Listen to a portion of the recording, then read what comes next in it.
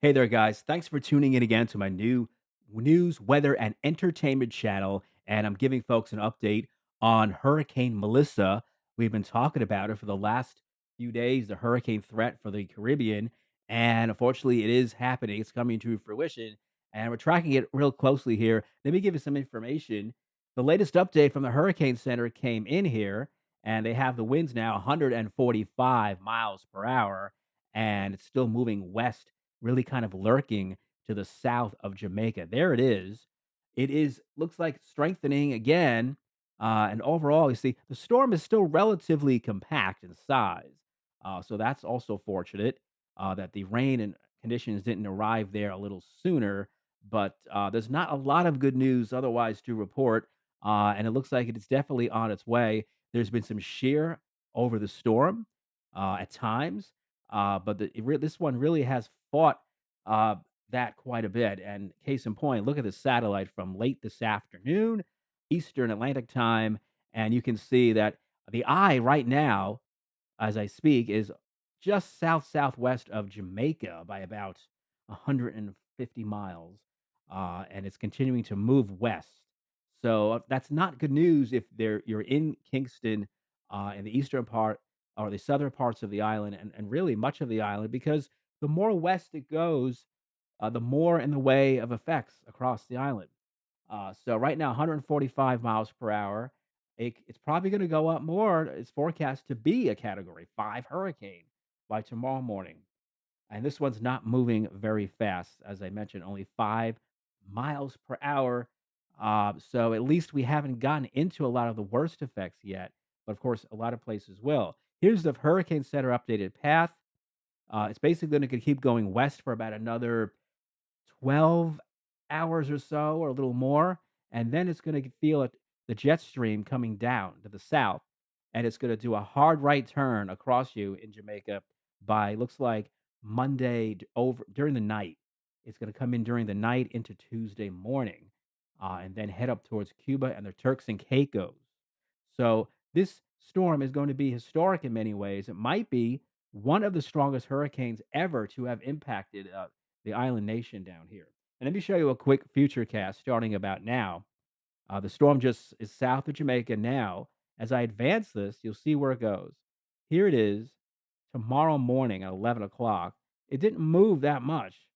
Uh, the worst of the storm will still be south of you there in Jamaica tomorrow morning, but some of these bands will start to move in. And when you get some of these thunderstorms that get wrapped in the storm, they're going to have wind gusts of tropical storm, maybe near hurricane force, but you're not going to get the full brunt of the storm, which is down here.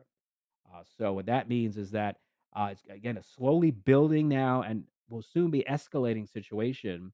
This is as we go through time. Monday now. This is at 8 p.m. for you. Now we're getting some of these bigger bands that are going to come into the coast, including Kingston and around the south coast down in this area here at a location called Black River, which is up here, where the storm may eventually make actual landfall. And that's where the worst effects will be, especially with the surge and the wind. The heavy rain is going to be affecting the entire island, especially the central and eastern half of the island. It may not be quite as bad on the western tip, depending upon exactly where the hurricane path goes. Now, this is one of more reliable computer models. Tuesday morning, this is 8 o'clock Tuesday morning. The storm may be making landfall right about that time, near that location I mentioned, Black River, Jamaica, over here. So locations down here on the coast. In fact, I'll pull up a map quickly here, and this shows a map of Jamaica, and I'll zoom in a bit. There's Black River. There's another location called Treasure Beach. Farther east, you've got a city, I believe, called Old Harbor. You also right on a bay here, and of course Kingston and Portmore. You've got about 1 million people in that area, and elsewhere on the northern coast, Port Antonio, they be getting high waves, and these locations here, Montego, people know that location well. You're not going to get the full brunt of it most likely in Montego, but you're going to get that whiplash really when the storm goes by on Tuesday. I think is when you're going to see the worst conditions up there. So between now and then, probably just some rain, maybe not even a ton of wind in the northwestern part of Jamaica between now and Tuesday. But the storm is gathering down here. I'm going to show you a radar image, and this is showing this will be up to date radar. Kingston's over here, and now we've seen some of these heavier bands of rain and embedded thunderstorms that are moving into eastern Jamaica now as I speak. So what that means is uh, this rain is going to continue to build, and you can see how these bands will continue to move overhead. There's one pretty big one now moving into eastern Jamaica over Kingston and Port Antonio and down to the south here as well. Not much happening to the north and the west. So if you have residents or you have people you know are down here, I don't think you can fly in and out. You have to check that online. But Montego, a lot of folks down there, like I said, you're not going to get the worst of it there, but the path does go pretty close to Montego. So, like I said, as the storm goes by, you're going to get some whiplash of the storm as it kind of races by you. Now, here's what's been going on. They are taking this very seriously. Let me show you a clip here of a one of the emergency management type of people with the main one here. It's called OPAM or something like that.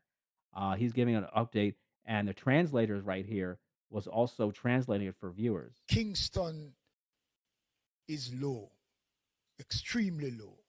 So there's no denying that with excess rainfall And you of can see flooding, there are going to be communities that will be flooded. There's no community in Kingston that is immune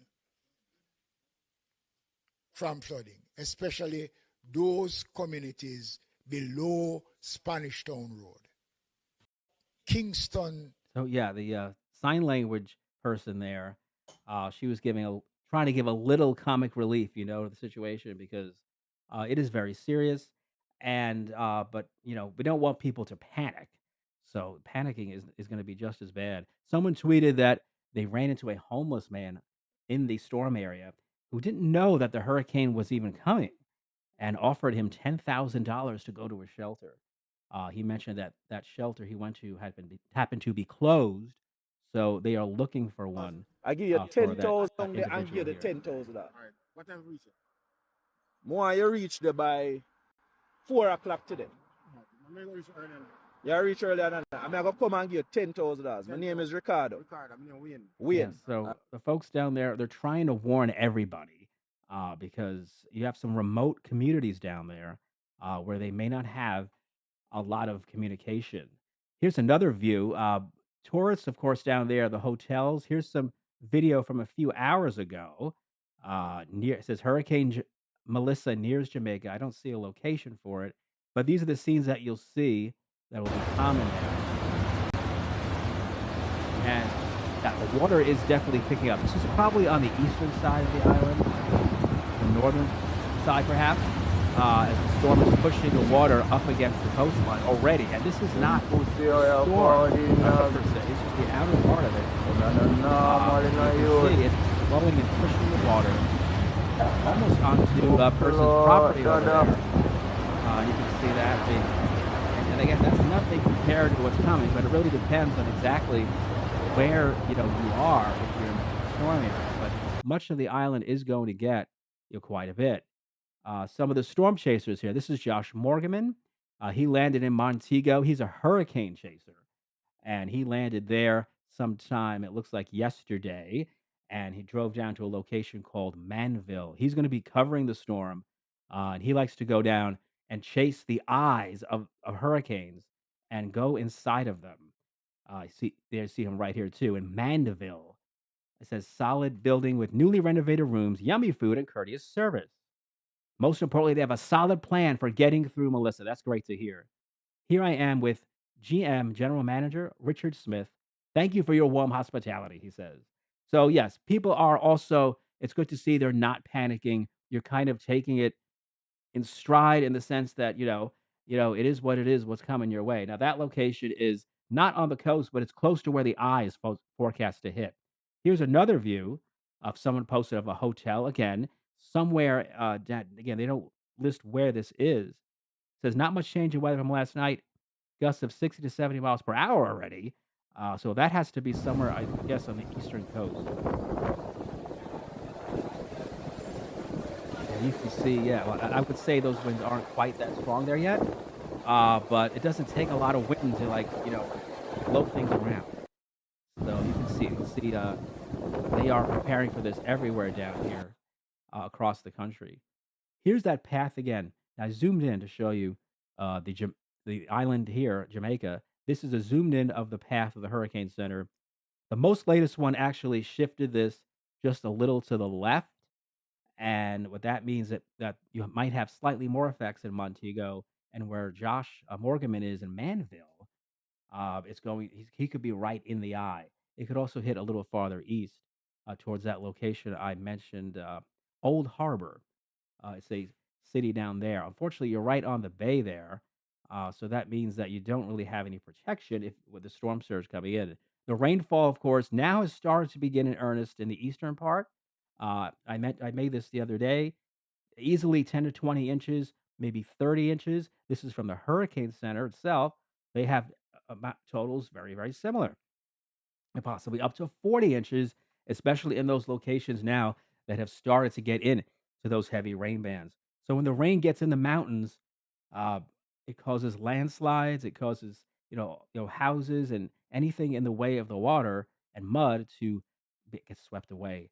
So I'm sure. In fact, I know they're going door to door in some cases. They're going to the communities and telling people to get out, because otherwise you're not likely to survive. The storm surge is important because the storm comes in on Tuesday.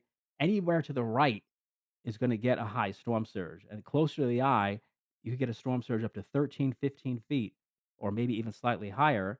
In Kingston itself, they're in the right quadrant, which means that the part of the storm, the worst part of the storm. Uh, Perhaps they're not close enough to get the worst of it. We hope so, because much of the area is really not above sea level very much.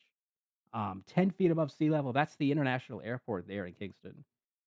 So that means the airport itself, that a lot of people fly in and out of, could be destroyed and submerged by the storm surge and other parts of Kingston too.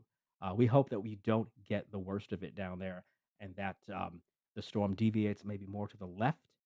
And even though they'll be in the right side, the stronger winds will be farther west of you there. Certainly, if we get the kind of storm surge that they're expecting, going to be a lot of damage. And here's a live stream I found earlier today from residents down in that area. This was Old Harbor area by the beach. And this person here, this guy is giving people updates on the storm. And right now they've seen some All of the donations that effect. we've been getting through Super Chat, we're gonna use them to make care packages for persons in the community. Yeah, man, that's how we're Yeah, gonna. he's been streaming. He's been talking about the kind of preparations, like getting water for people, getting food for enough days because they will need it if they're going to stay in the storm area. And here's clips too of the water rising down there in Old Harbor, or an area very close to it. We have some strong wind gusts there. It hasn't been too bad. That's going to be the tide rising and the storm pushing the water offshore. But it's of course bound to get a lot worse there, before it gets better. And I talked about preparedness. These are some of the preparations that people need to, if they haven't yet completed, to do that. ID, water, food, flashlight, batteries, medication, and cash with you, and store drinking water, because the drinking water gets contaminated, and it can be for days, weeks, many weeks, before it gets better. And after the flooding, also there are a lot of hazards to worry about. So Jamaica is hunkering down. Also, Cuba is going to be affected by this, and the eastern part of the country. And what that means is that that's going to be Monday into Tuesday. So this won't be a United States storm. Uh, the Southeast Bahamas, really the Turks and Caicos, will get some serious effects as the storm quickly goes by on Wednesday, it looks like. So thanks for listening. Feel free to add me here on Facebook. That's my new weather page. I'll be posting all kinds of content there.